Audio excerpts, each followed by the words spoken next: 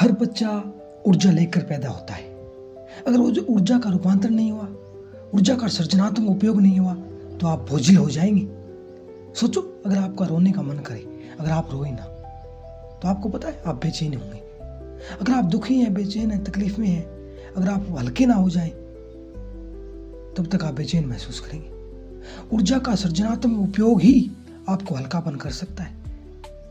इसलिए तो आदमी वासना में, मजबूरी में जाता है, ना चाहते हुए भी जाना पड़ता है। क्यों? क्योंकि आदमी भारी हो जाता है। और ऊर्जा का उपयोग तो पता नहीं, सृजनात्मक उपयोग तो पता नहीं है। एक ही उपयोग है, सेक्स से विसर्जित कर देना, जिनेंद्री से विसर्जित कर देना। और कोई उपयोग आपका नहीं है। इसलिए तो आप सेक्स के बाद में हल्कापन महसूस करते हैं। क्यों? क्योंकि आप थोड़ा रिलैक्स हो जाते हैं, जैसे जिनेंद्री की छींक। अगर आप ऊर्जा का उपयोग नहीं करेंगे तो आप भारी हो जाएंगे।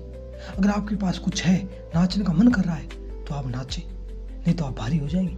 सारी की सारी ऊर्जा का उपयोग जब तक आप उपयोग नहीं करेंगे, आप भारी हो जाएंगे। इसलिए तो आपने कहा होगा कि दुख में किसी को बांटो तो हल्का हो जाता है। क्यों?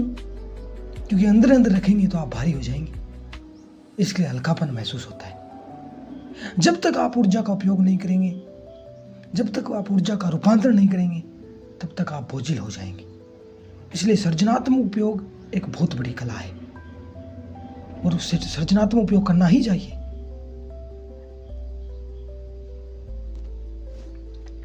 अगर रोने का मन करे तो रो लो, हल्के हो जाओगे।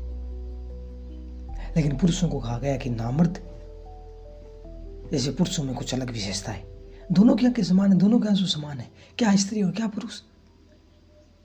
आंसू बहुत कुछ कह देते हैं। अगर नाचने का मन करे नाचो, अगर गीत गाने का मन करे तो गाओ। सृजनात्मक उपयोग ऊर्जा का, और जिस दिन तुम सृजनात्मक उपयोग कर लोगे, तुम अलग ऊर्जा आनंद महसूस करोगे। सृजनात्मक उपयोग होना ही चाहिए, नहीं तो तुम बोझिल हो जाओगे।